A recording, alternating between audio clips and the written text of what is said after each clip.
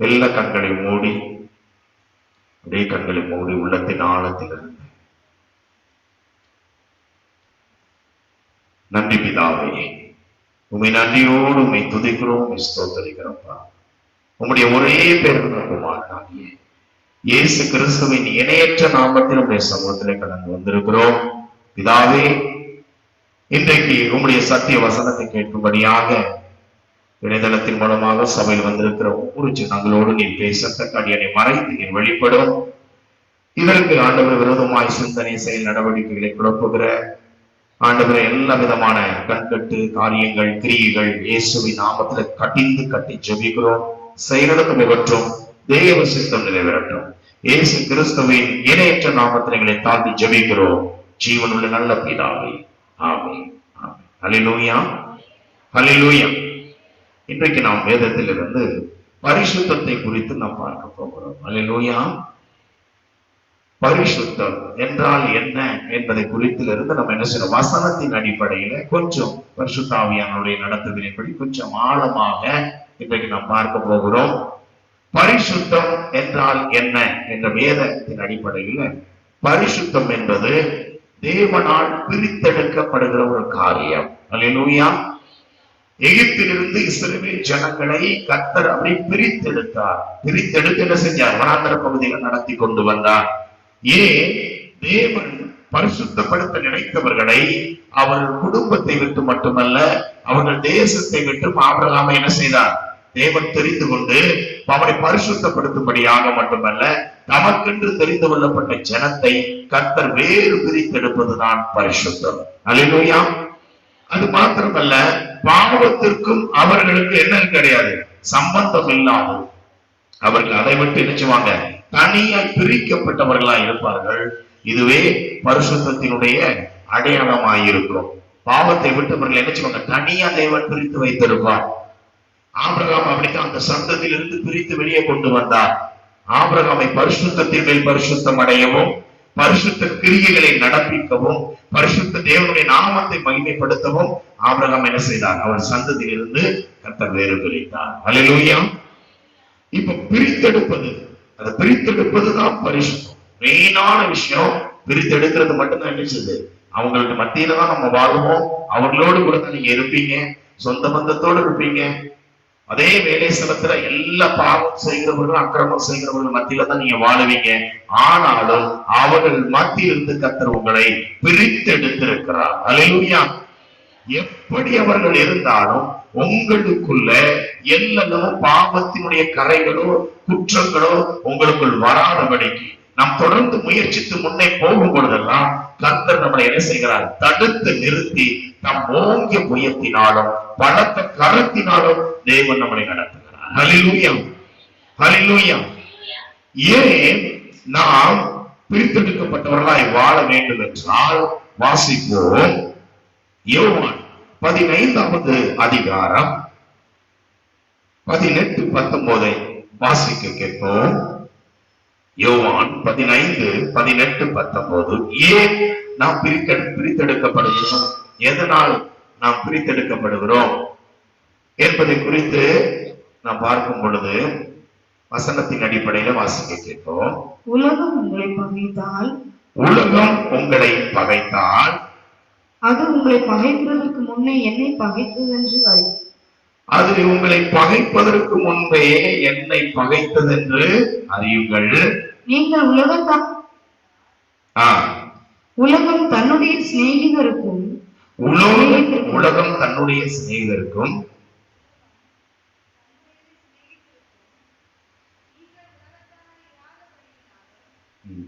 யோவான் 15:19 நீங்கள் உலகத்தாராய் இருந்தால் உலகம் தன்னுடையதை சிநேகித்திருக்கும். நீங்க உலகத்தில் உடையவர்களா இருந்திருந்தா இந்த உலகம் உங்களை என்ன செய்யும், சிநேகித்திருக்கும், அன்பு காட்டி இருக்கும். நீங்கள் உலகத்தாராய் இராதபடினாலும் நான் உங்களை உலகத்திலிருந்து தெரிந்து கொண்டபடினாலும் உலகம் உங்களை பகைக்கிறது. அல்லேலூயா. ஏன் இந்த உலகம் என்னை பகைக்கிறது? அவர் சொல்றார், உன்னை பகைக்கிறதுக்கு முன்னால அது என்னை பகைக்கிறது. அல்லேலூயா. அவரிடத்துல பகை தெரியப்படுத்தி அவர்களை மரண பரியந்தம் அவரை நடத்தி 3ஆம் நாள் உயிரோடு எழுப்புவதற்காக இந்த உலகம் என்ன செய்து அவரை பகைத்தது. எப்படி பகைத்தது? மரணத்தில் முடியும் மட்டும் பகை, மரணத்துக்குள் போகும் மட்டும் பகை. அவர் சொல்றார், உன்னை பகைக்குதான் இந்த உலகம், அதுக்கு முன்ன என்னை பகைக்கிறது. அல்லேலூயா. உன்னை தொடணுமா? முதல்ல அந்த கரம் என்னை தொடரும். அல்லேலூயா. கர்த்தரை தொட முடியுமா? அல்லேலூயா. அவரை யாரும் என்ன செய்ய முடியாது, அணுக முடியாத அளவிற்கு அவருடைய அந்த வெளிச்சத்தை பார்த்தாலே மனசை என்ன செஞ்சிருமா? பசுத்தமா போயிடும். அல்லேலூயா. அவ்வளவு வல்லமை நிறைந்த தேவன் அவர் சொல்லுகிறார், நீங்கள் உலகத்தார் அல்ல. அதை நாம் தெரிந்து கொள்ளணும். அல்லேலூயா. இன்னைக்கு நிறைய பேர் சொல்றாங்க, என்ன சொல்றாங்க? ஒரு சாதாரண அற்ப விசுவாசி மாதிரி பேசுறாங்க. எப்படி? அவன் பாவம் பண்றான், அவன் தவறு பண்றான், அவன் வட்டிக்கு கொடுத்து வாங்குறான். அது மட்டும் இல்ல, அவன் என்ன செய்யறான்? தவறான தொழில் பண்ணி சம்பாதிக்கான். அவங்களுக்கு என்ன பிரதர் குறைச்சலா இருக்கு? அவங்க நல்லா தானே இருக்காங்க. அவங்களுக்கு என்ன குறை? நான் உண்மையாக இருக்கேன், நான் அனுதினமும் உண்மையா இருக்கேன். ஆனா நான் என்ன செய்யறேன்? குஞ்சிட்டே போறேன். யாரு இதை பேசுனீங்கன்னு தெரியல. ஆண்டவர் நீங்க பேசாம என் நாவல அந்த வார்த்தையை போட மாட்டார். அல்லேலூயா. ஆனா நீங்க தொடர்ந்து சொல்லிட்டு இருக்கிறீங்க, நல்லா தானே இருக்கிறாங்க, என்ன பாவம் செய்தாலும் நம்ம என்ன தூய்மையாய் வாழ்ந்தால் நம்ம ஏன் இப்படியே தரத்திரத்துல இருக்கோம்? கர்த்தர் சொல்றாரு, நீ உலகத்தாரா இராதபடியினால இந்த உலகம் உன்னை பகைக்கிறது. இந்த உலகத்தாரை போல உன்னால் வாழ முடியாது. அல்லேலூயா. அல்லேலூயா.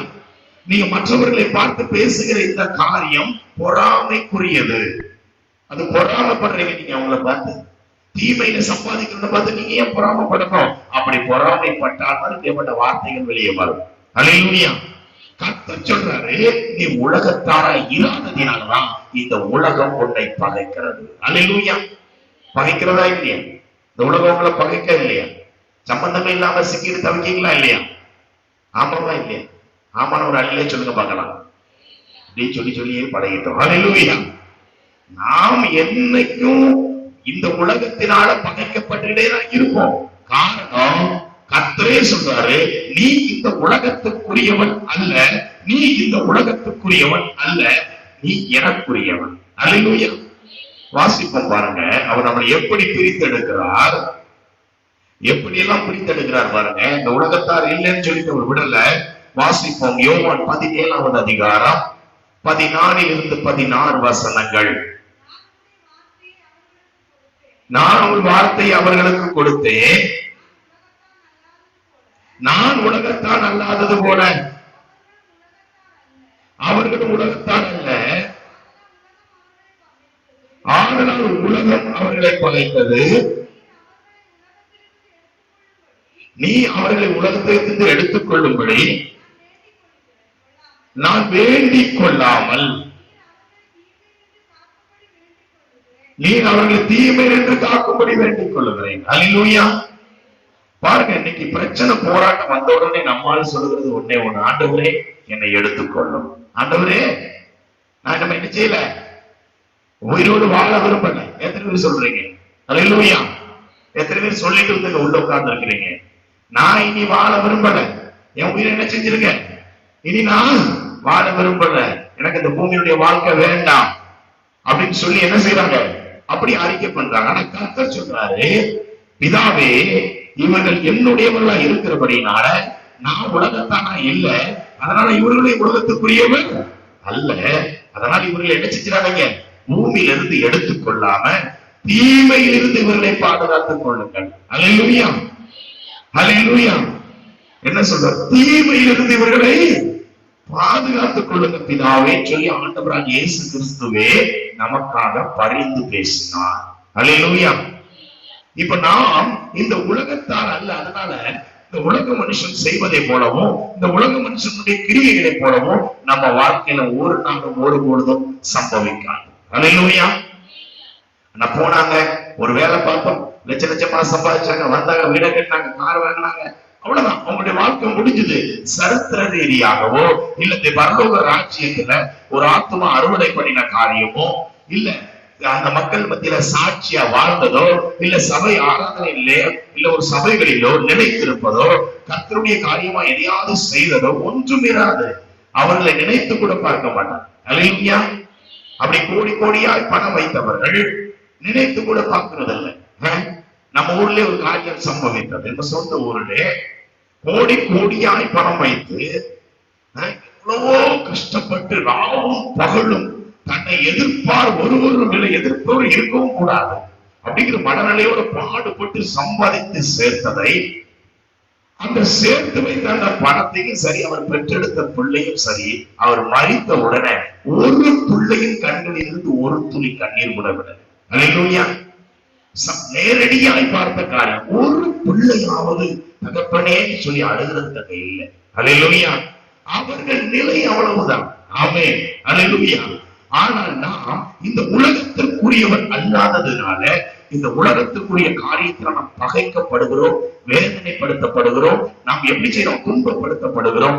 ஆயினும் தீமை நம்மிடத்தில் நெருங்காதபடி நம்மளை பாதுகாக்கவே பிதாவாகிய தேவன் நம்மளை ஒரு கடுகை கூட நம்மளை சுற்றி தருகிறார். அல்லேலூயா. தேவ பாதுகாப்பு எப்பொழுதும் ஒரு சட்டையின் கீழே தான் நம்ம இருக்கிறோம். அல்லேலூயா. இல்லைன்னா நொடி பொழுதுல பிசாசு நம்மளை இல்லாம ஆக்கிடுவோம். ஆமென். தேவனுடைய பாதுகாப்பு நம்மளோட கூட என்ன செய்கிறது? இருந்து கொண்டே இருக்கிறது. வாசிப்போம் பாருங்க. இந்த உலகத்தாராய் நாம் வாழ வேண்டும் என்று, அந்த உலகத்துக்குரியவர்களாய் நாம் வாழ வேண்டும் என்று தேவன் விரும்பாமல், இந்த உலகத்துக்குரியவர்களாய் நாம் இராதபடிக்கு நாம் மாற்றப்பட வேண்டும் என்று தேவன் நமக்கு கொடுத்திருக்கிற ஒரு பொக்கிஷம். 1 கொரிந்தியர் 2வது அதிகாரம் 12வது வசனம். 1 கொரிந்தியர் 2:12. உலகத்தின் ஆவியை பெறாமல் தேவனால் எங்களுக்கு அருளப்பட்டவைகளை அறியும்படிக்கு தேவனிடத்திலிருந்து புறப்படுகிற ஆவியை பெற்றுள்ளோம். அல்லேலூயா. இப்ப நம்ம இந்த உலகத்துக்குரியவர்களா இல்ல, இந்த உலகத்திற்கு ஒத்த வேஷமும் தரிக்கக்கூடாது. அதே போல இந்த உலகத்திற்குரிய காரியத்திலும் நம்ம நினைச்ச முடியாது, அன்பு கூற முடியாது. இப்ப நம்ம இப்படி தனித்து வாழணும். அப்போ நம்மளால தனிப்பட்ட முறையில் அப்படி நினைச்ச முடியாது, வாழ முடியாது என்று தேவன் நினைத்ததான் நீ ஒரு பரிசுத்த ஜாதி, நீ ஒரு பரிசுத்த சந்ததி உன்னிடத்தில் உருவாக போகிறது என்று கர்த்தர் விரும்பினான். தாம் தேவனிடத்திலிருந்து புறப்பட்ட ஆவியை நமக்கு கொடுத்திருக்கிறார். அல்லேலூயா. இப்ப நீங்க எப்படி பிரித்தெடுக்கப்பட்டவர்களா இப்பொழுது வாழ்ந்து கொண்டிருக்கிறீர்கள்? மற்றவர்களை போல நம்ம எதிர்த்து இருக்கிறதுக்கு பெறப்படும் நினைச்ச முடியல, பேச முடியும். ஒரு சாதாரண காரியம், ஒரு சின்ன பையன் தான், சாதாரண விஷயம். அதை நான் ஒரு சகோதரத்தை சொல்லும்போது உடனே என்ன செய்யறான்? எனக்கு என்னை எதிர்த்து பேசுறா. எல்லாரும் மத்தியிலும் 2-3 வாரத்துக்கு முன்பாக சம்பவித்த காரியம். எல்லாரும் நிக்காங்க, எனக்கு விரோதமா பேசிட்டே இருக்கிறோம். நான் சொன்னேன், நான் உன்னை ஒண்ணுமே பேசலையப்பா, சாதாரணமான ஒரு காரியம் தானே அப்படின்னா அவனால சகிக்க முடியல. அவன் எல்லாரும் மத்தியிலும் என்ன செய்யறான்? அப்படி வித்தியாசமா நடக்கும், அங்க நடக்கான், இங்க நடக்கான். என்னை எந்த அளவுக்கு அந்த இடத்துல தரை மட்டும் தாழ்த்த முடியுமோ அந்த அளவுக்கு செய்யணும். ஆனாலும் அந்த இடத்துல அவனுக்கு ஏற்றதான பதிலை என்னால் கொடுக்க முடியாமல் எனக்குள் இருக்கிற இந்த ஆவியானவர் தம்முடைய திட்டத்தை தான் அங்க நிறைவேற்றுகிறார். அல்லேலூயா. எவ்வளவு பணிந்து போக முடியுமோ, எவ்வளவு அவனை எதிர்த்து நிற்க முடியாத பேரற்றவனாய் நான் மாறி இருந்தால் எப்படி இருப்பேனோ அப்படி என்ன மாற்றிட்டாங்க. இது நடக்கு வெளியே சம்பவங்கள் நடக்கும் பொழுதெல்லாம் எனக்கு ஒரு ஆவியானவரை பேரற்றவனாய் எதிர்த்து ஒரு மனுஷன் எதிர்த்து நிற்க உனக்கு பேரன் இல்லைங்கிற அளவுக்கு மனதை கொண்டு வந்துருவார். அல்லேலூயா. பேச கூட எதிர்த்து பேச முடியாது. ஏன்? பரிசுத்த ஆவியானவர் நமக்குள் வாழ்ந்து கொண்டிருக்கிறார். அல்லேலூயா. பிதாவினுடைய சித்தம் எதுவோ அதைதான் நீங்க பேசுவீங்க, அதைதான் நீங்க செய்வீங்க, அதைதான் இப்ப செஞ்சிட்டு இருக்கிறீங்க. அல்லேலூயா. ஒருவேளை இன்றைக்கு இந்த காரியங்கள் ஒரு நிலத்திற்கில் போடப்பட்ட விதையை போல மறைக்கப்பட்டிருந்தாலும் நாட்கள் வரும் பொழுது அவைகள் வெளியே எழுப்பி வரும் பொழுது நல்ல வானம் மட்டும் உயர்கிற நல்ல ஒரு பெரிய மரத்தை போல கனிகளும் பூக்களும் அநேகர் ஆறுதல் அடையவும் அநேகர் தங்கத்தக்கதாகவும் தேவன் உங்களை ஒவ்வொருவரையும் பணமுள்ள ஆயுதமாய் கர்த்தர் உருவாக்கி கொண்டிருக்கிறார். அல்லேலூயா. அல்லேலூயா. நாம் உருவாக்கப்பட்டுக் கொண்டிருக்கிறோம். ஒவ்வொரு காரியத்தின பிள்ளைகளை சிருஷ்டிக்கிறார். சபை மக்களை வைத்து போதகரை வைத்து சபை மக்கள், குடும்ப சொந்த பந்தங்களை வைத்து நம்மை சிருஷ்டிக்கிறார். தன் சொந்த பிள்ளைகளை வைத்து தாய் தகப்பனை வைத்து சிருஷ்டிக்கிறார். தொடர்ந்து தேவன் நம்மளை உருவாக்கி கொண்டே இருக்கிறார். ஒன்றே ஒன்றுதான், எங்களுக்கு அருளப்பட்டவைகள், தேவனிடத்திலிருந்து அருளப்பட்டதை நாம் அறிந்து கொள்ளும்படி, தேவனிடத்திலிருந்து அருளப்பட்டவையை நாம் அறிந்து கொள்ளும்படி அவருடைய ஆவி நமக்கு கொடுக்கப்பட்டிருக்கிறது. ஹல்லேலூயா. அதனால இந்த பூமியில எப்படியாப்பட்ட சவால்கள் வந்தாலும் நம்மளால மேற்கொள்ள முடியும். காரணம், அவருடைய ஆவியானவர் நமக்குள் இருந்து அவர்களோடு யுத்தம் பண்ணுவார். ஹல்லேலூயா. வாசிக்க கேட்கும் பாருங்க. நாம் பிணைக்கப்படாது இருக்கணும். இந்த பரிசுத்த சந்ததியா இருக்கிற நம்ம, பிரித்தெடுக்கப்பட்ட நம்ம சந்ததி எப்படி தொடர்ந்து கர்த்தருக்குள்ள வாழ முடியும்? அதற்கு பாத்தீங்கன்னா வித்தியாசமான சில தடைகள் உண்டு. அவைகளுக்குள் நாம் பிணைக்கப்படக்கூடாது. வாசிப்போம்.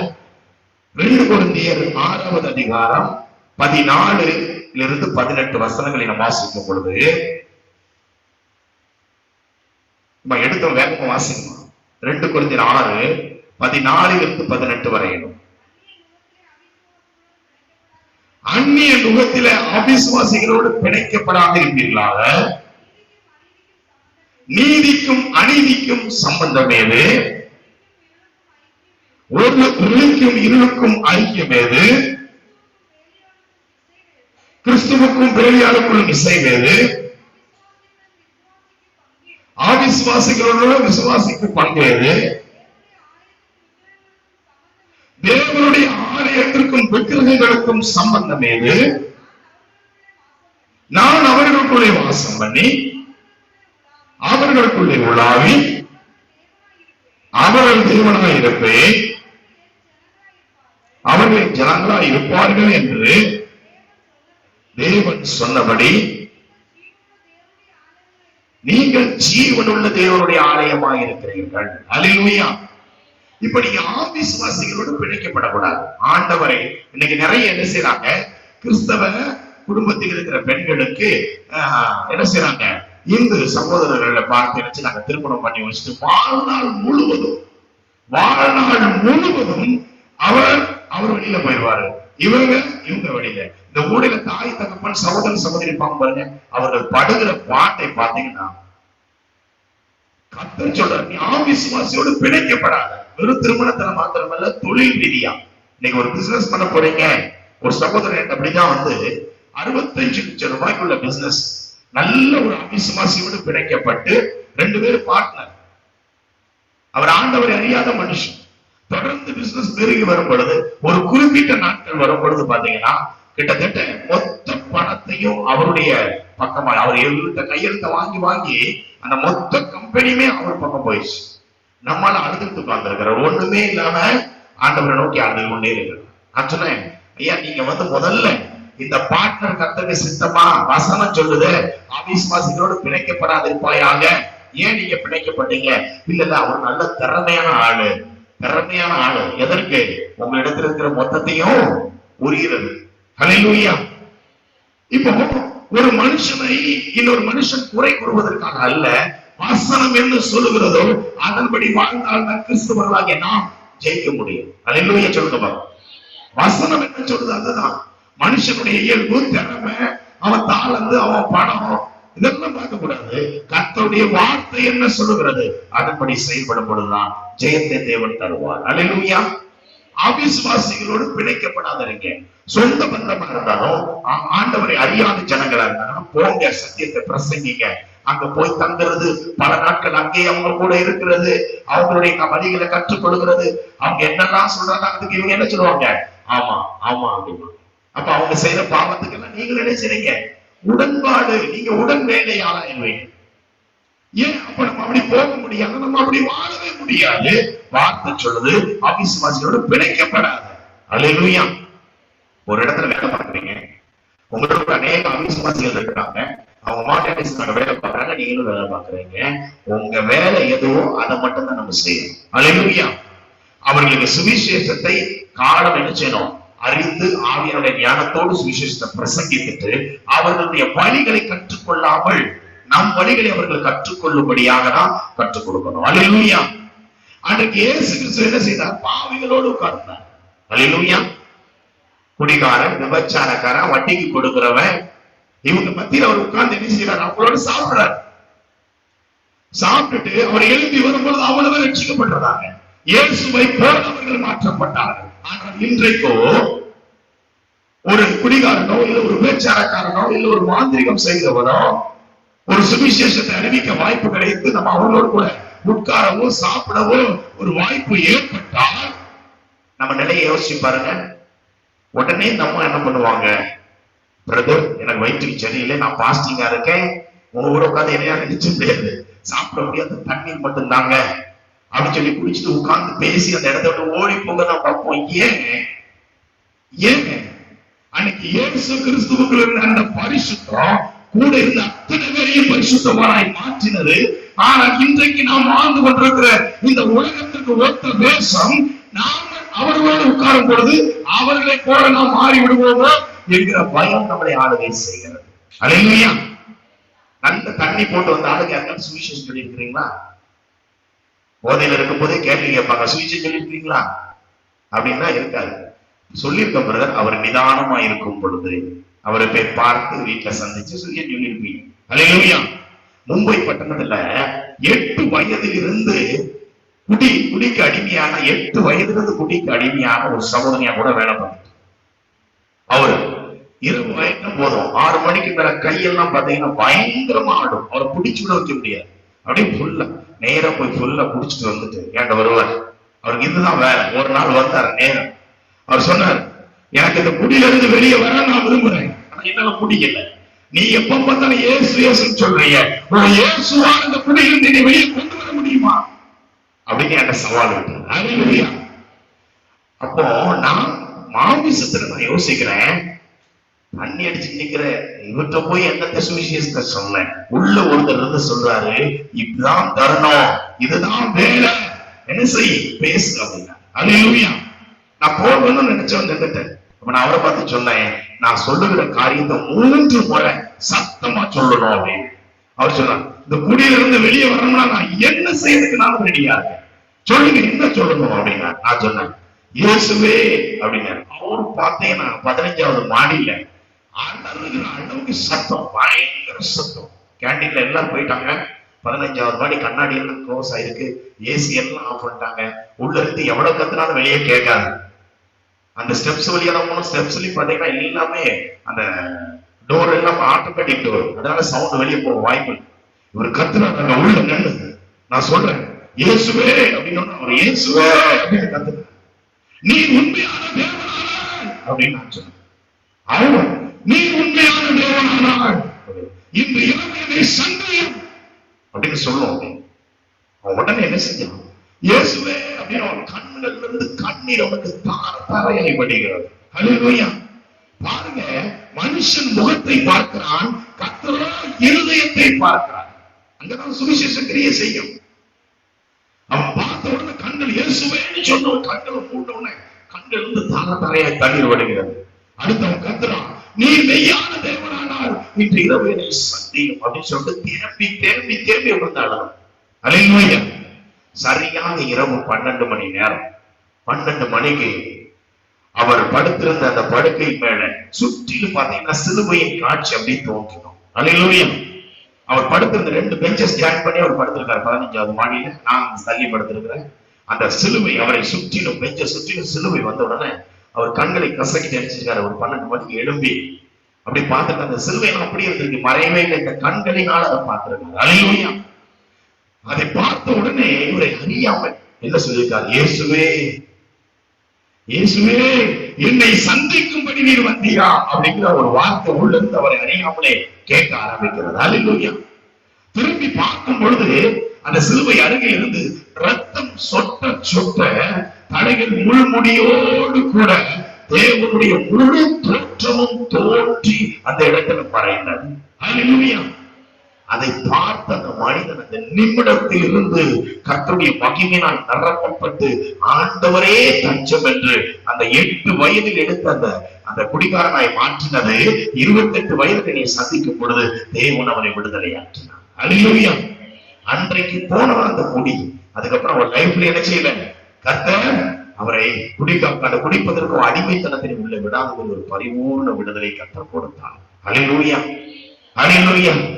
சாத்தியம் நம்ம பார்க்கிற நேரம் சூழ்நிலை சரியா இருக்காது, வர்ற மனுஷன் சரியா இருக்க மாட்டான். நீங்க போய் உதவி கேட்கிற நபருடைய சூழ்நிலை, குடும்பம் எல்லாம் வித்தியாசமா இருக்கும்.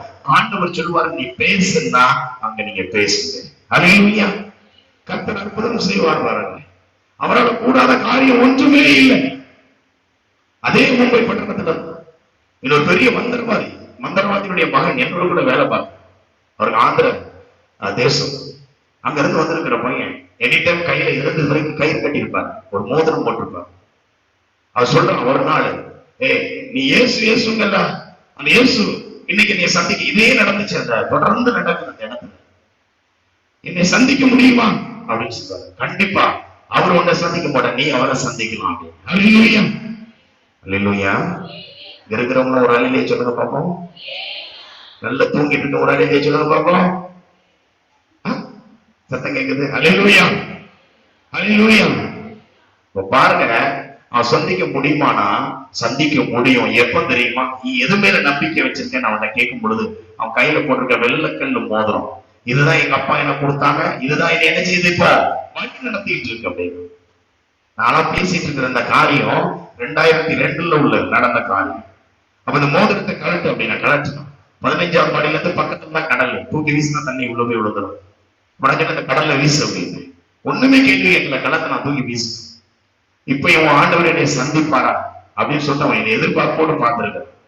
அவன் எதிர்பார்ப்போடு காத்திருக்கும் போது நான் கண்ணை மூடின உடனே ஆண்டவர் சொன்னான், நான் அவனை சந்திக்க விரும்புகிறேன். அல்லேலூயா. சந்திக்க விரும்புகிறேன்னு சொன்ன உடனே கண்ணை தான் திறந்து பார்த்திருக்கிறேன். அவன் எனக்கு முன்னால அந்த ஆளை காணல, எங்க பார்க்க கீழே தட்டான்னு விழுந்து கிடக்கான். பரிசுத்தாவின் அபிஷேகம் மேல இறங்கிக்கிட்டே இருக்கு. அல்லேலூயா. அல்லேலூயா. 10 நிமிடம் நடந்து அவன் எழுந்திருக்கிறான். கேட்கிறேன், உனக்கு என்ன நடந்துச்சு? நான் எங்க இருந்தோம்னு எனக்கு தெரியல. அவன் சுபாவத்தை கர்த்தர் மாற்றினார். அல்லேலூயா. சுபாவமே மாறிடுச்சு. நம்ம பார்த்தா அவன் மந்திரவாதியோட போவேன், அவங்ககிட்ட ஏன் போய் பேசுவானே, அவன் படப்பே சொல்லுவான், நமக்கு எதையாவது சுத்தி வைப்பாங்க. இப்படிதான் இன்னைக்கு நம்ம மக்கள் பூரா ஆயிட்டோம். அல்லேலூயா. எதற்குனாலும் பயம். எலுமிச்சம்பழங்களா இருந்தா பயம், ஒரு சின்ன குங்கும டப்பாக்கு இருந்தா பயம், ஒரு ரத்தம் செத்துல தெளிக்கப்பட்டது கூட இருக்கு. ஒரு வீட்டுக்கு போயிருங்க பாருங்க, புது வீடு 37 லட்சம் ரூபாய்க்கு கட்டிருக்காங்க, பிரதிஷ்டை பண்ண. இப்போ ஒரு 2 மாதத்துக்கு முன்னால உள்ள போக முடியல, உள்ள உங்களால நுழையவே முடியல. பரம்பரையா கிறிஸ்தவர்கள் அந்த வீட்டுக்குள்ள போக முடியல, அவ்வளவு மாந்திரிகம் சேவை பண்ணி வச்சிருக்காங்க. உள்ள காலையை உள்ள வைக்க முடியல. அவங்க கூப்பிட்டுருக்காங்க, வாங்க ஜெபம் பண்ணுங்கய்யா, வீடு கட்டியாச்சியா. அந்த வீட்டோட முற்றிலும் பாத்தீங்கன்னா நமக்கு அந்த வீட்டை ஒரு திறப்பு வீட வச்சு உள்ள போலான்னு பார்த்தா அந்த வாசல்ல உள்ள வேலையை முடிக்கவே முடியல. வீட்டுக்குள்ள அப்படி என்னதாயா இருக்கு. நான் ஆரம்பிச்ச நாள்ல இருந்து மகன் உடம்பு சரியில்லாம் படுத்தப்படுங்க, அப்பா படுத்தப்படுங்க, 2 பிள்ளைகள் சாப்பிடாம அவருடைய மனைவி சரீரம் முழுவதும் பெற வேணும். உள்ள போய் ஜெபிக்க இருக்கும் பொழுது எல்லாரையும் வீட்டுல உட்காரச்சு, இவ்வளவுதான் உங்க வீட்டுல உள்ள ஆட்கள் அப்படின்னு கேட்டேன். ஆமா, யாருமே அதை ஜெபிக்க முடியவங்க அப்படின்னு. ஒரே ஒரு அம்மா மட்டும்தான் ஜெபிக்கிற ஆடு, மீதி எல்லாம் ஜெபங்கிறத மறந்து போன ஆடு. உட்கார வச்சு பாடல் பாடி துதிச்சு ஆராய்ச்சி அவங்கள ஒப்பு கொடுக்க வச்ச உடனேயே அந்த வீட்டுக்கு நடுவுல உள்ள அங்கங்க இருக்கிற பாத்தீங்கன்னா 10-20 வகையான ஆவிகள் ஜெபிக்க வெளியே போய்கிட்டே இருக்கு. அல்லேலூயா.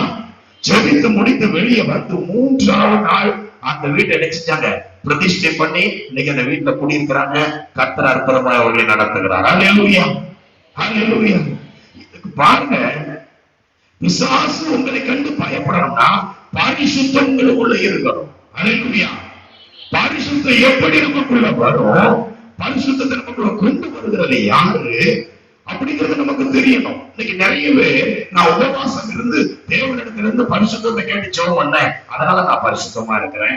ஒருத்தர் சொல்றாங்க, நான் தொடர்ந்து என்ன செய்யறேன், பரிசுத்தத்துக்கு ஜெபம் பண்ணேன், பரிசுத்தமான காரியங்களை பார்க்கிறேன், வெளியே போஸ்டர் ஒன்று நான் பார்க்க மாட்டேன், அதே போல நான் எது பார்த்தாலும் பார்க்க மாட்டேன், தவறான ஒரு நபர் நான் பார்க்க மாட்டேன், நான் இப்படியே நேர பார்த்துதான் நடப்பேன். அப்படிதான் நான் இருந்த ரட்சிக்கப்பட்ட புதுசு 5 வருடம்.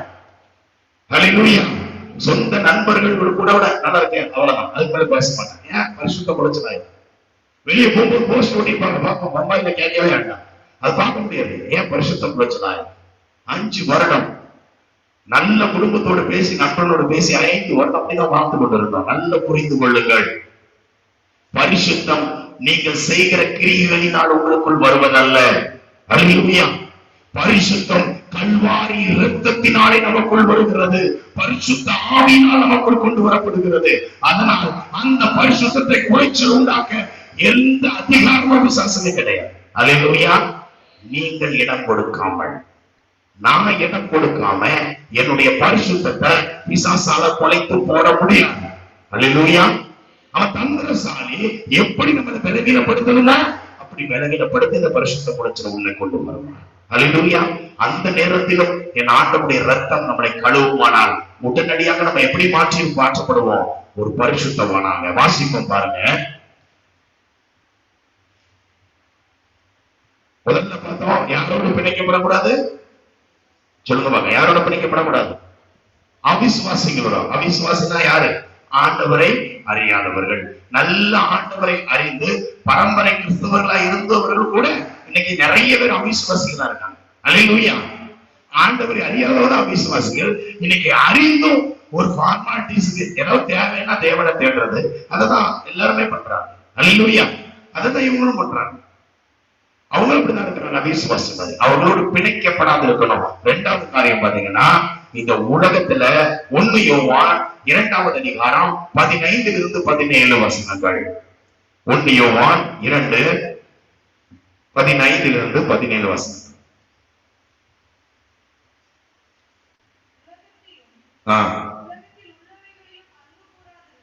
உலகத்தில் உள்ளவைகளை என்ன கூறாதீர்கள்?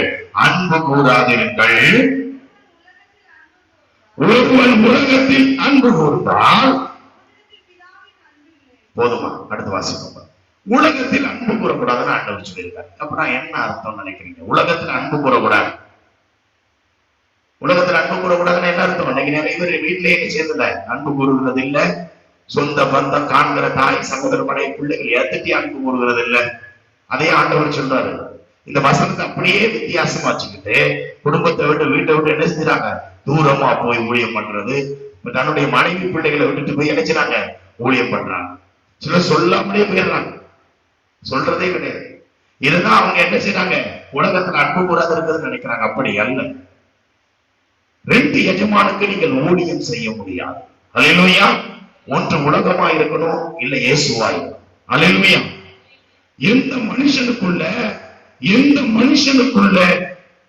தேவனை தம் எஜமானனா ஏற்றுக்கொண்டு ஊழியம் பண்றானோ, அதாவது ஊழியக்காரர்கள் சொல்லப்படல, விசுவாசிகளும் தினமும் ஜெபித்தல், வேதம் வாசித்தல், கர்த்தரோடு பேசுகிறது, தேவனுக்கு உங்களுக்குள்ள ஊழியம். அல்லேலூயா. ஆண்டவருக்கு ஒரு ஊழியம் பண்றோம். எப்படி? ஜெபம் பண்றோம், அவரை தேடுறோம், வேதம் வாசிக்கிறோம், அவரோடு இருக்கிறோம். மனுஷனுக்கு செய்யக்கூடிய ஊழியம் உண்டு. சுவிசேஷத்தை அறிவிக்கிறோம், கட்டுகளை உடைக்கிறோம், சுகமாக்குறோம், நித்திய ஜீவனுக்கு நேராக போதிக்கிறோம். இப்ப தேவனுக்கும் நமக்கு ஒரு காரியம் இருக்கு. அது நான் செய்ய வேண்டிய ஊழியம் இருக்கு. எனக்கு ஒவ்வொரு விசுவாசிக்கும் செய்ய வேண்டிய ஊழியம் இருக்கு. அதுதான் ஜெபம், வேத வாசிப்பு காரியங்கள். இங்க வசனம் தெளிவா சொல்லுது பாருங்க. அவர்கள் வாசிப்பா திரும்ப அந்த வசனத்தை.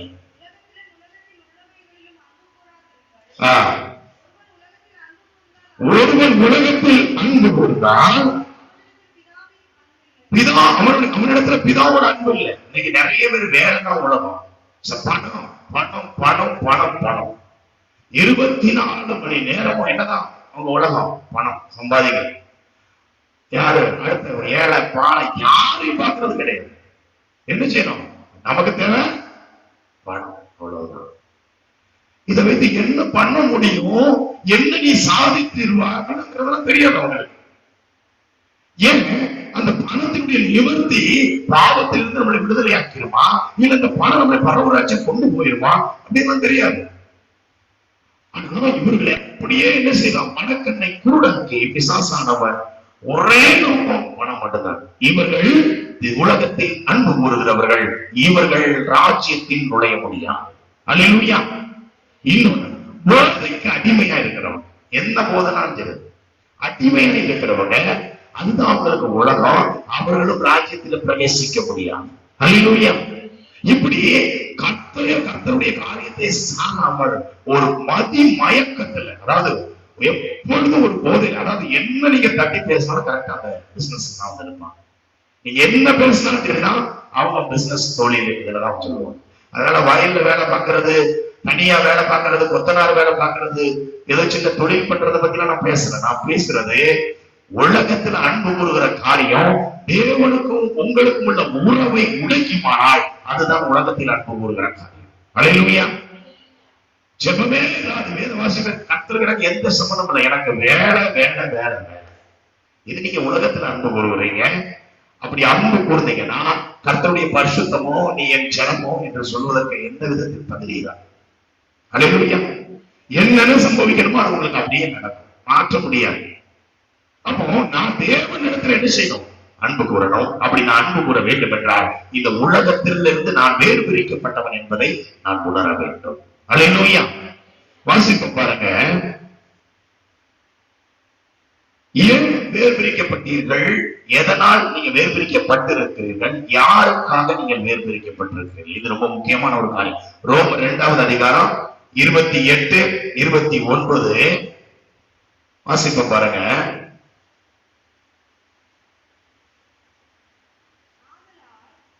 ஆதலால் புறம்பாக யூதனானவன் யூதன் அல்ல, புறம்பாக மாமிசத்தில் செயல்படும் விருத்த சேதனமும் விருத்த சேதனம் அல்ல. உலகத்தில் யூதனானவனே யூதன், எழுத்தின்படி உண்டாகாமல் ஆவியின்படி இருதயத்தில் உண்டாகும் விருத்த சேதனமே விருத்த சேதனம். இப்படிப்பட்டவனுக்குரிய புகழ்ச்சி மனுஷராலே அல்ல தேவனால் உண்டாயிருக்கிறது. அல்லேலூயா. இப்போ உள்ளுக்குள்ள ஒரு விருத்த சேதனம் உண்டாகுது. அன்றைக்கு வெளியேற பழைய ஏற்பாடு காலத்துல விருத்த சேதனம் நடந்துச்சு. வெளியிறக்கமா 8 வயது குழந்தைக்கு என்ன செய்யலாம்? விருத்த சேதனம் பண்ணிடுவாங்க. சரீர ரீதியாக செய்யப்படுகிற விருத்த சேதனம் இன்னைக்கும் அதை செய்துட்டு இருக்கிறாங்க ஒரு குரூப். ஆனா இந்த சரீர ரீதியாக செய்யப்படுகிற விருத்த சேதனம் இப்ப ஆவிக்குரிய ஜீவியத்தில் மாற்றப்படுகிறபடியினால் இங்கே இருதயத்தில் விருத்த சேதனம் செய்யப்படுகிறது. அல்லேலூயா. இவர்களுடைய புகழ்ச்சி யாரிடத்திலிருந்து வருமா? மனுஷனிடத்திலிருந்து வராது, அது தேவனிடத்திலிருந்து வரும் என்று வேதம் சொல்லுகிறது. அப்ப இவர்கள் யாருக்காக நாம் பிரித்தெடுக்கப்பட்டிருக்கிறோம்? கர்த்தருக்காக நாம் பிரித்தெடுக்கப்பட்டிருக்கிறோம். தேவனுக்காக பரிசுத்த ஜாதியாக சந்ததியாக உருவாக்கப்பட்டுக் கொண்டிருக்கிறோமே தவிர நாம் இந்த உலகத்திற்கான உலகத்தார் அல்ல, உலகத்திற்குரியவர்களும் அல்ல. இந்த உலகத்திற்குரிய ஒத்த வேஷம் தரிப்பிக்க வேண்டிய அவசியமும் நமக்கு இல்லை. அல்லேலூயா. அல்லேலூயா. வசனம் புரிஞ்சுக்கலாம். ஒரு அல்லேலூயா சொல்லுங்க பார்க்கலாம். ஒருத்தருக்கே புரியல போல இருக்கு. வசனம் நல்லா புரிஞ்ச ஒரு அல்லேலூயா சொல்லுங்க. எல்லாருக்கும் தான் இருக்கிறீங்களா? அல்லேலூயா. அல்லேலூயா. சரி, இப்போ இந்த பிரித்தெடுக்கப்பட்ட இந்த பரிசுத்த சந்ததியை பிசாசானவன் எப்படியெல்லாம் தடை செய்ய முடியும் என்பதை குறித்து சுருக்கமாக நம்ம பார்க்க போகிறோம். 4 காரியங்கள் உண்டு. யாத்திராகமம் 8வது அதிகாரத்தில் இருந்து இந்த காரியங்களை குறித்து நாம் சுருக்கமாக நாம் பார்க்கிறோம். யாத்திராகமத்துல யாத்திராகமனாலே என்ன அர்த்தம்? யாத்திரைனா என்னது? யாத்திரைனா என்னம்மா? யாத்திராகமனா என்ன? யாத்திரைனா என்னது? சத்தமா சொல்லுங்க. பயணம். யாத்திரைனா பயணம். அந்த பயணம் போகும்போது எழுதப்பட்டதுதான் அது. லேவிய ரகமாமனா என்ன செஞ்சது? அன்னைக்கு அங்கதான் லேவியர்களுக்குள்ள காரியங்கள், லேவியருக்கு என்ன கொடுக்கணும், லேவியருடைய வேலை என்ன, லேவியர்களுக்கு என்ன கிடையாது, இவர்களை போல பங்கு நிலங்கள் கிடையாது. கர்த்தருக்கு என்னெல்லாம் வருதோ தசம பாகமா அது எல்லாம் ஊழியக்காரனுக்கு சொந்தம் அப்படின்னு எழுதப்பட்டது லேவிய ரகமத்துலதான். அதுலதான் என்ன செய்யப்பட்டிருக்கிறது? எண்ணி எழுதியிருக்கிறார் ஆண்டவர். அதுல எல்லா காரியங்களும் இத்தனை பேர் எழுதப்பட்டிருக்கிறது. இப்படி ஒவ்வொரு அகமும் 66 புஸ்தகமும் அதனுடைய பேரோடு இசைந்துதான் உள்ள கருப்பொருள் இருக்கிறது. அல்லேலூயா. என்ன காமம் பாத்தீங்கன்னா இன்னார் மகன் இன்னார், இன்னார் மகன் இன்னார் அப்படின்னு சொல்லி ஃபுல்லா என்ன காமத்துல எத்தனை சதவீதம்? 45% வரைக்கும் பெயர்கள் மட்டும்தான் இருக்கும் உள்ள. அல்லேலூயா. இப்படி வேத காமத்துல ஒவ்வொரு பகுதியும் அந்தந்த பெயரை ஒத்துதான் என்ன செய்கிறது இருக்கிறது. வாசிப்போமா? யாத்திராகமம் 8வது அதிகாரம் 25வது வசனம்.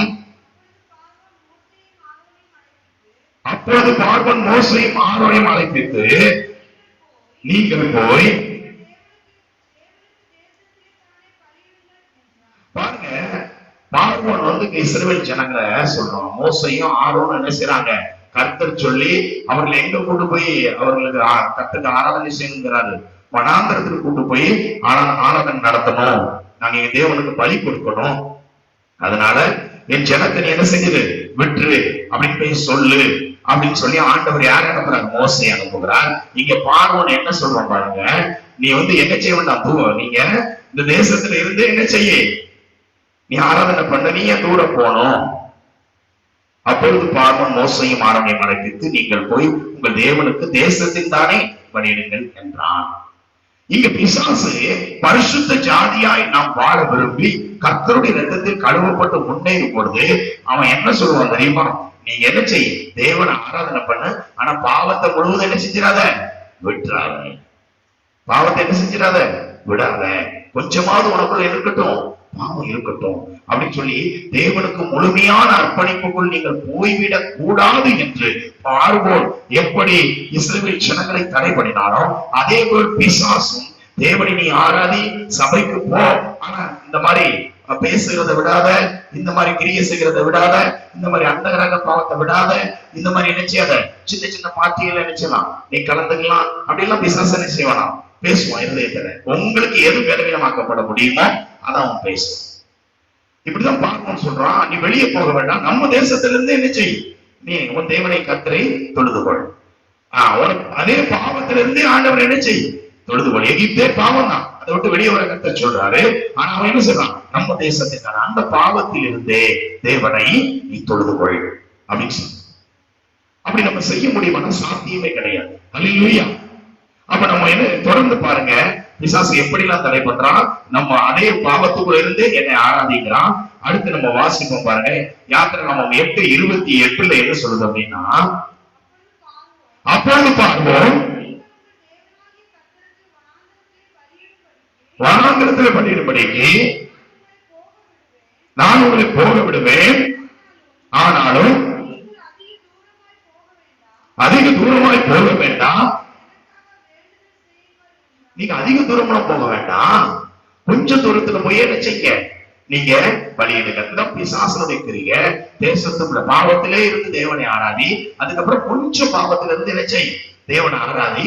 தேவனோடு நினைச்சு அந்த பாவத்தை விட்டு தூரமா போயிடாத, கொஞ்சம் பாவம் உனக்குள்ள இருக்கட்டும், வச்சுட்டே என்ன செய், தேவனை ஆராதி. என்னன்னாங்க படிக்கும், ஆனா அந்த பாவத்தை முழுமையா விட்டு என்ன செஞ்சிடாத, வெளியே வந்துடாத. முதல்ல சொல்றான் பாவத்துக்குள்ள இருந்தே ஆராதி, அப்புறம் சொல்றான் கொஞ்சம் பாவத்துல இருந்து நீ ஆராதிக்கலாம். மூன்றாவதாக வாசிக்க கேட்போம் பாருங்க, யாத்திராகமம் 10:11. யாத்திராகமம் 10:11. அப்படி வேண்டாம், கர்த்தருக்கு ஆராதனை செய்யுங்கள். பாருங்க, நீ இப்ப நீ தேவனை ஆராதி, உன் குடும்பத்தை வச்சு, உன் பிள்ளைகளை வச்சு என்ன செய், உன் குடும்பத்தோட போய் ஆராதிக்காத, நீ மட்டும் போ. அல்லேலூயா, அல்லேலூயா. இன்னைக்கு சபையில தான் நடக்குது. சபைகள்ல இன்னைக்கும் பிசாசு அப்படிதான் பண்றான்.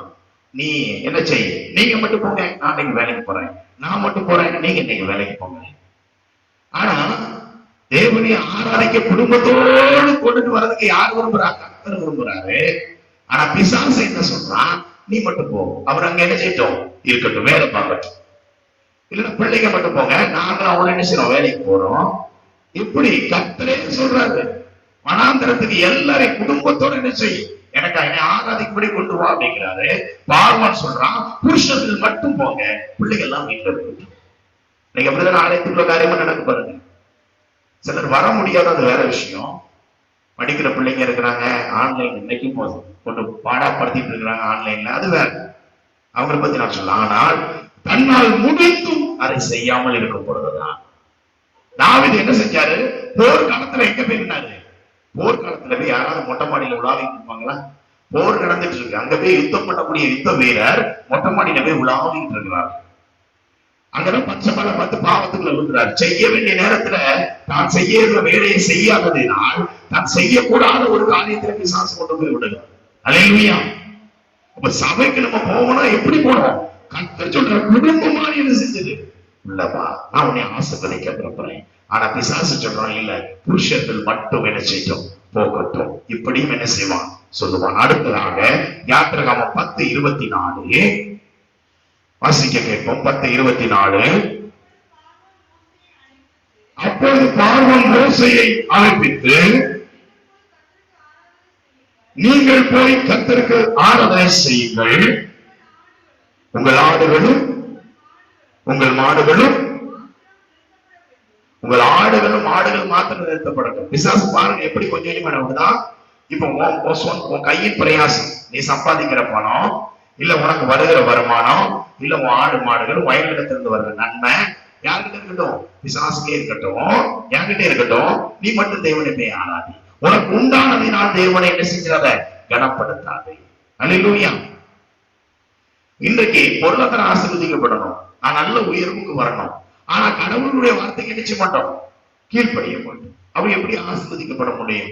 அவன் சொல்றான், பிசாசு தான் சொல்றான், நீ என்ன செய்ய, எல்லா மாடெல்லாம் விட்டுட்டு நீங்க வெறுமையா போங்க அப்படிங்கிறான். தேவனை ஆராதிக்க வெறுங்கையோட போ அப்படிங்கிறான். ஆனா தேவன் என்ன சொல்றாரு, ஒரு காரியத்தை விடக்கூடாது, ஒரு ஆடாகிய ஒரு மாடாகிய விடக்கூடாது, அத்தனை எடுத்துட்டு எனக்கு நிச்சயம் ஆராதனை பண்ண முடியும். அவர் சொல்றாரு, மோசே சொல்றாரு, தேவனாகிய கர்த்தர் ஒரு வேளை வனாந்தரத்தில் ஆட்டையோ இல்ல ஒரு இருதையோ இல்ல ஒரு அவர் என்ன விரும்புகிறாரோ அதை நாங்க கொடுக்கணும்டா.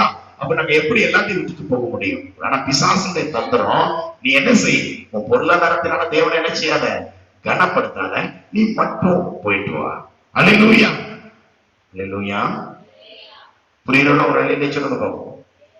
அப்ப நமக்கு அவனுடைய திட்டம், என்னுடைய உழைப்பு தேவனை கனப்படுத்த கூடாது. அல்லேலூயா. என் பொருட்களினால் தேவனை நான் கனப்படுத்த கூடாது. ஏன் அப்படி கனப்படுத்தினா நான் ஆசீர்வதிக்கப்பட்டவன் அப்படிங்கிறது அவனுக்கு தெரியும். அல்லேலூயா, அல்லேலூயா.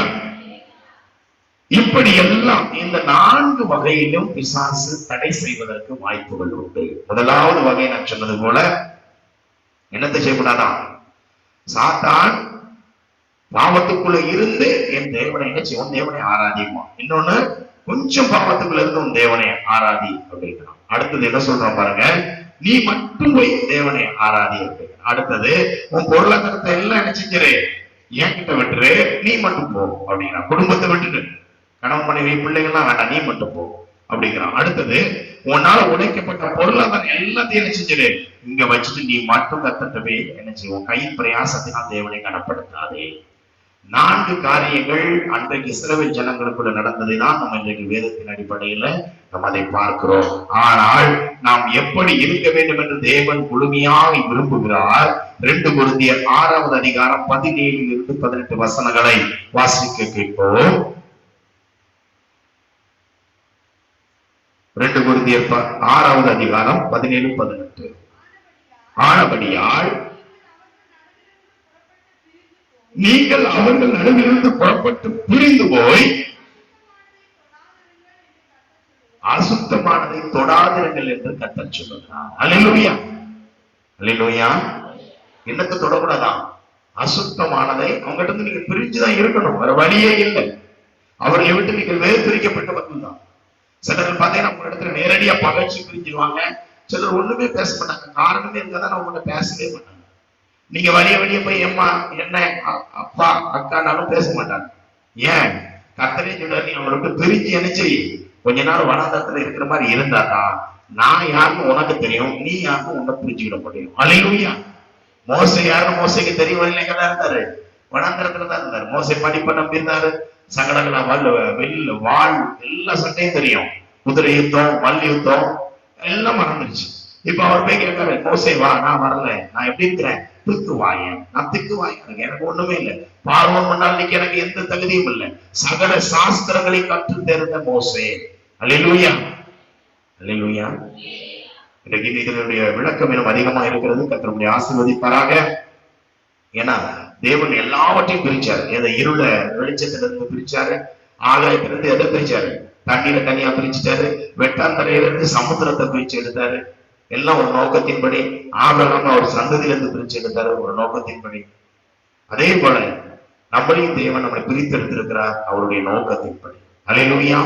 எதற்காக பிரித்தெடுத்திருக்கிறார்? பரிசுத்தம் என்கிற ஒரு மகிமையான ஒரு வஸ்திரம் நம்ம மேல உடுத்தப்படும். ஆனால் அசுத்த ஆவியை நீங்கள் ஈஸியா எதிர்த்து நிற்க முடியும். அல்லேலூயா. அசுத்த ஆவியை எதிர்த்து நிற்கிற ஒரே ஆயுதம் பரிசுத்தம் மட்டும்தான். அல்லேலூயா. அப்ப ஒரு சகோதரன் பரிசுத்தமா இருக்க, 3 நாள் உபவாசம் போட்டு நீ 1000 நாள் உபவாசம் இருந்தாலும் உபவாசம் ஒண்ணு பரிசுத்தப்படுத்தாது. அல்லேலூயா. உடனே உபவாசம். பிரதர் வேலை உபவாசம் இருந்தது, ஒரு இன்றைய அட்டன் உபவாசம் இருந்து ஜெபம் பண்ணிக்கிறேன். எதுக்கு உபவாசம் பண்ணனே ஒரு இதே எல்லாத்துக்கும் ஒரு உபவாசம் பண்ணு அப்படின்னு தேவன் எங்கேயாவது வேதத்துல இருக்கா, வசனத்துல இருக்கா? பரிசுத்தம் எது உங்களை பரிசுத்தப்படுத்த தெரியுமா? ஒரு ஸ்டார்டா சொல்ல பாருங்க. பிதா பரிசுத்தப்படுத்துறாரு. எசேக்கியேல் 37:28 படிச்சீங்கன்னா உன் தேவனாகிய கர்த்தரே உங்களை பரிசுத்தப்படுத்துகிறார் எழுதியிருக்கிறது. பிதா உங்களை பரிசுத்தப்படுத்துகிறார். யார? இஸ்ரவேல் ஜனத்தை அவர் பரிசுத்தப்படுத்துகிறார். அவர் தான் பரிசுத்தப்படுத்த முடியும். அவருக்கு ஏற்ற பாத்திரமா நீங்க மாறணும்னா உங்களை பரிசுத்தப்படுத்துவது பிதா மட்டுமே. நீங்க தன்னை தானே 1000 முறை குடிச்சாலும் தெரியலாம், இல்ல என்ன நம்ம உபவாசம் இருந்து வேற நாமத்தை முழுவதும் நான் வாசி, உங்க வேதத்துல ஒண்ணு நடக்காது.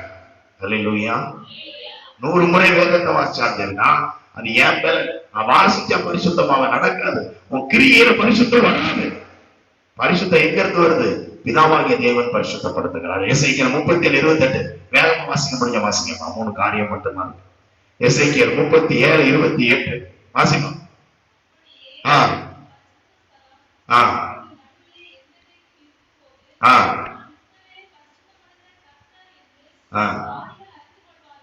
இஸ்ரவேலை பரிசுத்தப்படுத்துகிற கர்த்தர் என்று அறிந்து கொள்வார்கள். பாருங்க என்ன இஸ்ரவேல் ஜனகத்தை பரிசுத்தப்படுத்தின பிதா அடுத்து பரிசுத்தப்படுத்துறார். யாரு பரிசுத்தப்படுத்துறார் பாருங்க.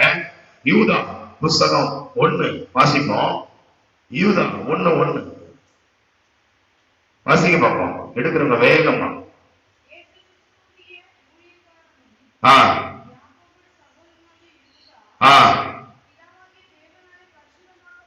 அவ்வளவுதான். பிதாவாகிய தேவனாலே பரிசுத்தமாக்கப்பட்டவர்களும். அல்லேலூயா. யாரால பரிசுத்தமாக்கப்படுறோம்? இங்கேயும் பிதாவாகிய தேவனாலேயே பரிசுத்தமாக்கப்படுறோம். அடுத்தால இயேசுவால் பரிசுத்தமாக்கப்படுகிறோம். வாசிப்போம் பாருங்க. எபிரேயர் 2:11. எபிரேயர் 2:11 எப்படியெனில் பரிசுத்தம் செய்கிறவரும் பரிசுத்தம் செய்யப்படுகிறவரும் யாவரும். அவ்வளவுதான். அவர் என்ன செய்ய? பரிசுத்தம் செய்கிறவர். அவர் இயேசு பரிசுத்தம் பண்றார், பிதா பரிசுத்தம் பண்றார், அடுத்து பரிசுத்த ஆவியானவர் பரிசுத்தம் பண்றார். ரோமருக்கு எழுதின நிருபம் 15:15 நீங்கள் வாசிக்கும் பொழுது அவர் பரிசுத்த ஆவியானவர்களை அனுதினமும் பரிசுத்தப்படுத்துகிறார். வாசிப்போம் 15:15. அப்படி இருந்தும்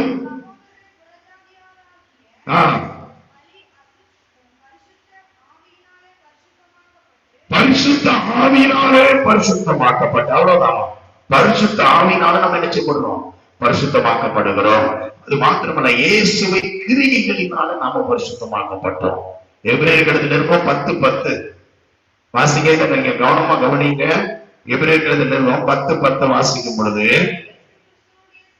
இயேசு கிறிஸ்துவுடைய சரீரம் ஒரே தரம் பலியிடப்பட்டதினால் அந்த சித்தத்தின்படி அவர் கிரியைகளினால, இயேசு கிறிஸ்து சிலுவை செய்த கிரியைகளினால பரிசுத்தமாக்கப்பட்டிருக்கிறோம். அல்லேலூயா.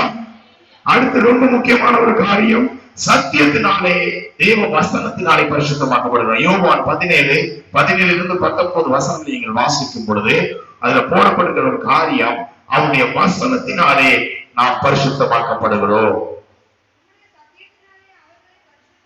அவ்வளவுதான். உம்முடைய சத்தியத்தினாலே அவர்களை பரிசுத்தமாக்கும். அல்லேலூயா. சத்தியத்தினாலே என்ன செய்யறாரு? பரிசுத்தமாக்குறார். கடைசியாக தேவனுடைய சிட்சையினாலே பரிசுத்தமாக்குறார். அல்லேலூயா. சிட்சைனா என்னது? உருவாக்குதல். அல்லேலூயா. நிறைய பேர் பாடு, உபத்திரவம், கண்ணீர், வேதனை, போராட்டம், அதுக்கு நிறைய பேர் வச்சிருக்காங்க. ஆனா சிட்சை என்றால் உருவாக்குதல். அதுதான் உண்மை. அல்லேலூயா. சிக்ஷை நமக்கு சிக்ஷிக்கிறாரா? நம்ம என்ன அன்பா இருக்கிறாரா? ஆண்டவர் அதனால நம்ம சிக்ஷிக்கிறாரு. அவ்வளவுதான். ஆனா கர்த்தர் நோயை கொடுத்தனா சிக்ஷிக்க மாட்டாரு, கடனை கொடுத்து சிக்ஷிக்க மாட்டாரு. நீங்க கடன்ல இருப்பீங்க, உங்களை விடுதலையாக்க சில பாடங்களை கத்துக் கொடுப்பாரு. அது உங்களால இச்சையினால் இழுக்கப்பட்டுதான் பிரச்சனை வருது தவிர தேவனால பிரச்சனை வராது. நீங்க நிறைய பேர் சொல்றாங்க, அவர் எனக்கு 2 கோடி கடனை கொடுத்தாரு, 3 கோடி கடனை கொடுத்தாரு, அப்புறம் நான் தேவனை தேடுறேன் அப்படின்னு செய்வார் ஆண்டவர். நீங்க கடனை வாங்கி வச்சிருக்கிறீங்க, அவர் உங்ககிட்ட இடப்படுறாரு, நீங்க மனம் திருப்பதீங்க. அவ்வளவுதான். ஒரு சகோதரர் சொல்றாரு, போதை பொருட்கள் அடங்கி ஆனதான் கத்தர் என்ன செஞ்சாரு? கத்தனை அதிகமா தேட ஆரம்பிச்சேன். அப்ப கத்தரை சொன்னாரு அதை செய்யும்படி. நீ நம்ம இச்சையினால இழுக்கப்பட்டு பாவம் செய்தோம், கத்தர் இறங்கி அந்த நன்மைக்கு எதுவாய் மாற்றுகிறார். அவ்வளவுதான். அல்லேலூயா. தேவனை சோதிக்கிறார் என்று ஒருவரும் சொல்லாதிருக்க கடவுள் சொல்லி பேதுரு எழுதியிருக்கிறார். அல்லேலூயா. இச்சையில இழுக்கப்பட்டவர்கள் மட்டும்தான் சோதனைக்கு உட்படுகிறார்களே தவிர கர்த்தர் ஒருவரையும் சோதிப்பதில்லை. அல்லேலூயா, அல்லேலூயா. கடைசியாக சிற்றை எபிரேயர் 12:10 என்ன சொல்லுது பாருங்க. எபிரேயர் 12:10 சிற்றையினாலே அவர் என்ன செய்கிறாராம்? பரிசுத்தப்படுத்துகிறார். இது ரொம்ப ரேரா, இது அநேகருக்கு ரொம்ப எல்லாருக்கும் இது இருக்காது. ஒரு சிலர் இதுக்குள்ள இருந்து வர்றவங்க பயங்கரமா தேவன் எடுத்தவர்களை பயன்படுத்துவார். வாசிப்போம். அவர்கள் தங்களுக்கு நலவென்று தோன்றினபடி கொஞ்ச காலம் சிக்ஷித்தார்கள். இவரோ இயேசுவோ தம்முடைய பரிசுத்தத்திற்கு நாம் எல்லோரும் பங்குள்ளவர்கள் ஆகும்படிக்கு தம்முடைய பிரயோஜனத்திற்காகவே நம்மை சிக்ஷிக்கிறார். அல்லேலூயா. நம்முடைய பிரயோஜனத்திற்காக தான் அவர் நம்மை சிக்ஷிக்கிறார். சிக்ஷையும் பரிசுத்தத்தை கொண்டு வரும். யாருடைய சிக்ஷை? கர்த்தருடைய சிக்ஷை. அல்லேலூயா, அல்லேலூயா. இப்ப முழுவதுமாக நம்ம பார்த்தோம் எப்படியெல்லாம் என்ன செய்கிறது.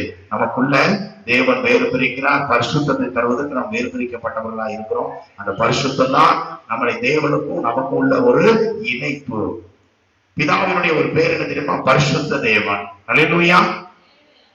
அதே போல வேதகாமத்துல நீங்க பாத்தீங்கன்னா பழைய கூடாரத்துல, தேவனுடைய பழைய கூடாரத்துல என்னெல்லாம் போடும்? எல்லாமே பரிசுத்தம் பரிசுத்தம் பரிசுத்தம் பரிசுத்தம் பரிசுத்தம் தான் போடுவோம். அதிகமான பரிசுத்த கிண்ணம், பரிசுத்த பெட்டி, இப்படியே நிச்சயம் ஒரு பரிசுத்த ஆவி, பரிசுத்த இயேசு, பரிசுத்த பிள்ளை.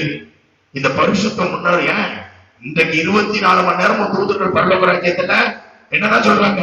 சத்தமா சொல்லுங்க பார்க்கலாம். 3 முறை.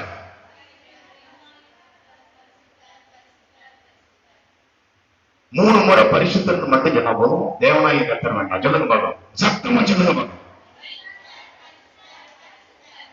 அப்ப தேவனாகிய கர்த்தர் அவர் பரிசுத்தர். பரிசுத்தர் பரிசுத்தர் பரிசுத்தர் பரிசுத்தர் பரிசுத்தர் பரிசுத்தர் பரிசுத்தர் 24 மணி நேரங்களும் பரிசுத்தர் பரிசுத்தர் சத்தம் எங்க இருக்கு? பரலோகத்தில் இருக்கிறது. பிசாசின் கிரியைகளை ஜெயிக்கணுமா? உங்களுக்கு ஒரு வழி, அழகான வழியை கற்றுக் கொடுத்திருக்கிறேன். வேதகாமத்தில் பரிசுத்தத்தை குறித்து போடப்பட்டிருக்கிற அத்தனை வசனத்தையும், எத்தனை வசனங்கள் கிறிஸ்து இயேசு வந்தவர்கள் எழுதப்பட்டிருக்கிறதோ அந்த வசனத்தை தியானம் பண்ணி மனப்பாடம் செய்வீர்களானால் உங்களை காண்கிற பிசாசு பிடித்தவர்கள் தெரிவித்து ஓடுவார்கள். அல்லேலூயா. ஒரு வீட்டுக்குள்ளே உட்கார்ந்தேன், 3 பேர் 5 பேர் உட்கார்ந்து போனீங்க. உட்கார்ந்தோட 2 பேர் தான் 3 பேர் ஓடிடும். அசுத்தத்துக்குள்ளேயும் வேண்டாத கிரியைகளே உள்ள வந்து இருந்தாங்கன்னா நீங்க உள்ளே நுழையும் பொழுதே அங்க ஒரு மாற்றம் உண்டாகும். அல்லேலூயா. வேதம் சொல்லுது, என்ன சொல்லுது? இருளுக்கும் வெளிச்சத்திற்கும் சம்பந்தம் ஏது? விசுவாசிக்கும் அவிசுவாசிக்கும் சம்பந்தம் ஏது? தேவனுடைய ஆலயத்திற்கும் விக்கிரகத்துக்கும் சம்பந்தம் ஏது? அல்லேலூயா. அப்ப அவருக்கும் நமக்கு தான் சம்பந்தம். அல்லேலூயா. இப்ப நமக்குள்ள அவர் வச்சிருக்கிற இந்த பரிசுத்தம் இது பெருகும்படியாக தேவன் இன்றைக்கு நம்மளை ஒரு பரிசுத்த அபிஷேகத்தை நமக்குள்ள நினைச்சுக்கிறார். தேவன் ஊற்ற போகிறார். அல்லேலூயா. எல்லாரும் அப்படி நம்ம எழுந்து நிற்க போகிறோம். எழுந்து நின்று தேவனை நோக்கி பார்த்து நாம் ஜெபிக்க போகிறோம். தொடர்ந்து உங்க வாழ்க்கையில போராட்டமா, மீள முடியாத காரியங்களா, ஜெயிக்க முடியாத சில காரியங்களா, எதுவா இருந்தாலும் சரிதான், இன்றைக்கு முழுமையா அர்ப்பணிக்க. பரிசுத்தத்திற்கு கர்த்தர் உங்களை பயன்படுத்த ஆரம்பிப்பார். கர்த்தர் உங்களை மகிமையாய் பயன்படுத்த ஆரம்பிப்பார். இதுவரைக்கும் எந்த வாழ்க்கையில பரிசுத்தமா என்னால வாழ முடியும் நீங்க நினைக்கிறீங்களோ, இன்று முதல் நீங்கள் அதற்குள் வாழும்படியான ஒரு புது பலன் உங்களுக்குள்ள இறங்கி வரும். அல்லேலூயா. 4 செவத்துக்குள்ள தானே இருக்கிறேன், எந்த கண்ணை நீ பாக்குறது அப்படிங்கிற எண்ணம் இல்லாம ஒரு 2 கண்ணை நீ தொடர்ந்து பார்த்துக்கிட்டே இருக்கிற ஒரு எண்ணம் இந்த பரிசுத்தத்திற்கு தான் நமக்குள்ள வரும். அல்லேலூயா. பரிசுத்த ஆவியானவரே இந்த பரிசுத்தத்தை நமக்குள் கொண்டு வருகிறார். கர்த்தருடைய வார்த்தை இந்த பரிசுத்தத்தை கொண்டு வருகிறது. பிதாவாகிய தேவன் கொண்டு வருகிறார். இயேசு கிறிஸ்து கிரியை நமக்குள் கொண்டு வருகிறது. பரிசுத்தம் மேல பரிசுத்தம் நம்ம அடைச்சிட்டே இருக்கணும். அதான் வெளிப்படுத்த விஷயத்துல ஒரு வசனம் வந்து, பரிசுத்தமானவர்கள் இன்னும் நினைச்சேனும், பரிசுத்தமாக அசுத்தமானவர்கள் இன்னும் நினைச்சீங்க. அசுத்தத்துக்குள்ள போகட்டதை பத்தி நீ கவலைப்படாத, நீ முன்னேறி போய்கிட்டே. அல்லேலூயா, அல்லேலூயா. ஆண்டவர் எனக்கு எல்லா கண்களை மூடி உள்ளத்தின் ஆழத்தில் இருந்தேன். ஆண்டவரே, ஒரு பரிசுத்த வாழ்க்கை எனக்கு வேணும். இதுவரைக்கும் நான் எப்படி இருந்தேனோ இதை விட நான் நினைச்சேனோ இன்னும் அதிகமாய், இன்னும் ஆக்கப்பூர்வமாய், நான் முழுமையாய் ஆக்கப்பட்டவனாய் நம்முடைய பரிசுத்த சந்ததியாய் பிரித்தெடுக்கப்பட்டவனா வாழ விரும்புறோம், ஒப்பு கொடுக்கலாம். எல்லாரும் ஒப்பு கொடுப்போம். கரைதிரை இல்லாத ஒரு வாழ்க்கையை கர்த்தர் நமக்கு தர வல்லவர். அவரை நோக்கி நாம் பார்க்கும் பொழுது கர்த்தருடைய மகிமை பிரசன்ன அந்த இடத்துல நம்ம மீதோ நம் குடும்பத்தின் மீதும், ஒருவேளை பிள்ளைகளோ, தூரத்தில் இருக்கிற உறவு முறையிலோ, சொந்த பந்தத்தில யார் இப்படியாப்பட்ட வாழ்க்கையில் இருந்தாலும் கர்த்தருடைய கரம் இறங்கி பெரிய காரியங்களை அந்த இடத்துல செய்யும். ஒருவேளை நான் பரிசுத்தமாய் வாழாதபடிக்கு பிசாசுடைய தந்திர கிரியைகளில் நான் அகப்பட்டதை போல நீங்கள் உணர்வீங்களானாலும் இந்த ரத்தம் சகல பாவங்களை நீக்கி நம்மளை சுத்திகரிக்கும். ஆண்டவரை நோக்கி எல்லாம் முறையிடும். கண்களை மூடி, இது உங்களுக்கு கொடுக்கப்பட்ட நேரம். நீங்கள் ஆண்டவரை நோக்கி பாருங்கள். கர்த்தர் உங்களுக்கு அற்புத அதிசயமான காரியங்களை அவர் செய்வார். அவரால் கூடாத காரியம் இந்த உலகத்தில் ஒன்றுமில்லை. கர்த்தரை நோக்கி எல்லோரும் பார்த்து கண்களை மூடி முழு மனதோடு நம்ம சொல்லிப்போம். ஆண்டவரே, எனக்கு நீங்க சொன்ன அந்த பரிசுத்தத்தை எனக்கு கொடுங்கப்பா. நீங்க தாங்க அந்த பரிசுத்தம் என் வாழ்நாள் முழுவதும் பெருகணும். நான் சிறுகி நீ பெருகணும்ப்பா. எல்லாரும் ஆண்டவரை நோக்கி பார்ப்போம். எல்லா கண்களை போட்டு உள்ளது.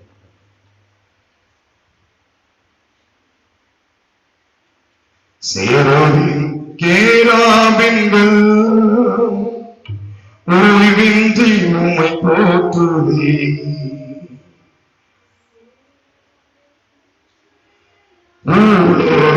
திருச்சபையெல்லாம் ஓய்வின்றி உம்மை போற்றுவே. நீ பரிசுத்தர் பரிசுத்தர் பரிசுத்தர் என்னும் பரலோக ராஜாவே. இந்த வானம் பூமியில் யாரும் உங்கள் நாமத்தை உயர்த்தட்டுமே. நீ பரிசுத்தர் பரிசுத்தர் பரிசுத்தர் என்னும் பரலோக ராஜாவே. இந்த வானம் பூமியில் உள்ள யாரும் உங்கள் நாமத்தை உயர்த்தட்டுமே.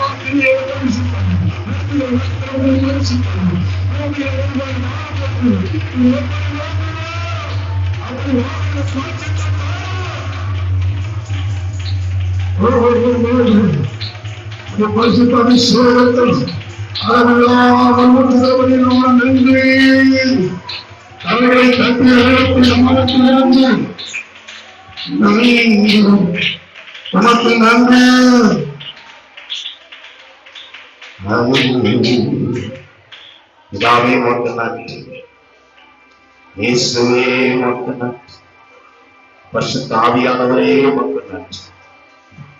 பிதாவே நீர் தந்த பரிசுத்தத்திற்கு நன்றி, இயேசுவே நீர் தந்த பரிசுத்தத்திற்கு நன்றி. பரிசுத்த ஆவியானவரே அனுதினமாய் எனக்குள்ளத்தை பரிசுத்தப்படுத்துவதற்கு நன்றி அப்பா. வார்த்தையினால பரிசுத்தப்படுத்தினர் நன்றி அப்பா. சிலுவை கிரியை மரணத்தின் கிரியைகளினால பரிசுத்தப்படுத்தின ரத்தத்தினாலே பரிசுத்தப்படுத்தின நன்றி அப்பா. உமக்கு முன்பாக இருக்கிற சாக்கியத்தை பாக்கியத்தை தந்தீர நன்றி. தொடர்ந்து சாத்தானுடைய தலையை நசுக்கு நீ எனக்குள் அருளின பரிசுத்த ஆவியுடைய அந்த உன்னத பரிசுத்தத்தை தொடர்ந்து நான் பெறுவேன். அதற்கு நான் முழுவதும் பெறுவேன். கிருபை பாராட்டுபடியாய் ஒப்பு கொடுத்து ஜெபிக்கிறேன். தகப்பனே, இந்த இடத்துக்குள்ள வந்திருக்கின்ற பிள்ளைகள் பலதே போராட்டத்தினாலும் பலதரப்பட்ட மனநிலையிலும் பலதரப்பட்ட கட்டுகளுக்குள் உள்ள வந்திருக்கலாம். ஆனா நீங்க ஊற்றுகிற பரிசுத்த அபிஷேகம், நீங்க ஊற்றுகிற பரிசுத்த அக்கினி எல்லா கட்டுகளையும் எரித்து சாம்பலாக்கி போட வல்லமை உள்ளது. கிறிஸ்துவினால எல்லாவற்றையும் செய்வதற்கு வந்திருக்கிற இந்த கரத்தில் ஒப்புவிக்கிறேன். தடைகள் உடையட்டும், சத்துருவின் கிரியைகள் நிர்மூலமாகட்டும், சாத்தான் கட்டுகள் அழைக்கப்படுவதாக, கற்பத்தின் கனி குழந்தைகள் உருவாகட்டும், திருமண தடைகள் விலகட்டும், பொருளாதார தடைகள் விலகட்டும், சரீர பலவீனங்கள் இயேசுவின் நாமத்தில் நிரந்தரமாய் விலகட்டும், விடுதலை உண்டாகட்டும். ஆசீர்வதியும் ஒவ்வொருவரையே பொருட்படுத்திக் கொண்டு பெரிய காரியங்கள் செய்யும்.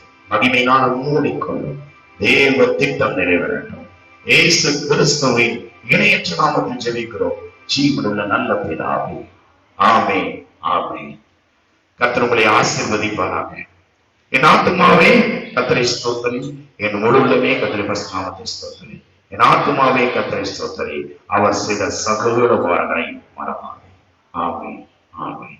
கர்த்தராகிய இயேசு கிறிஸ்துவின் கிருபையும் பிதாவாகிய தேவனுடைய அன்பும் பரிசுத்த ஆவியானவரின் இணைமைக்கும் நம்மளோடு சபை மக்களோடு இணையதளத்தில் இருக்கிற ஒவ்வொருவரோடும் கர்த்தருடைய வருகை மற்றும் சதா காலங்களும் தங்குவதாக.